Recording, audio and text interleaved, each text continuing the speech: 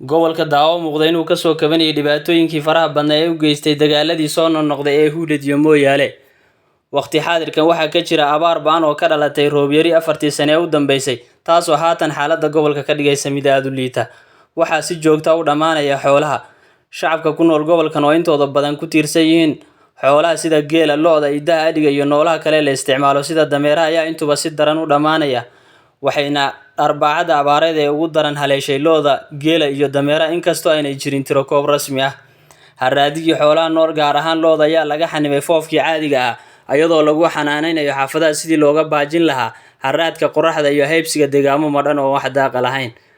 Waxayna xooluhu dadka la qaybsanayaan nolol maalmeedkii qoysaska, ayagoo si joogto loogu quudinayo qayb ka mid ah baadka iyo biyaha qoyska. Abaartu waa mid dhammaan degmooyinka gobolku ka siman yihiin, taasoo sabab u ah 4 sano oo xiga ayaana si waafiya ugu diin roob. In ka badan malaayiin qof ayaa tan iyo bilowgii dadka miyiga iyo tuulooyinka degan dantu ku kaliftay inay ka barakacaan guryahooda abaartan awgeed, sida ay sheegayso warbixin ka soo baxday waaxda digniinta hore ee gobolka.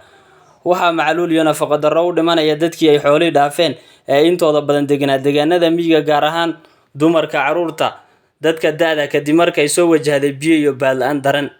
Ilaa iyo hadda ma jirto wax gurmad degdeg ah loo fidinayo bulshadan abaartu saameysay dhanka dowladda deegaanka iyo tan federaalkuba. Dhalinyarada 4 degmo ayaa wada dadaal looga gurmanayo bulshada inkastoo aysan haysanin dhaqaale ku filan oo ay shacabkan ku samata bixiyaan. Gaajo, cudurro, barakac ba'an oo ka dhashay ayaa sababtay in gobolku galo xaalad degdeg ah oo macluul qalka u saaran. Alyonis Cali, Daawa.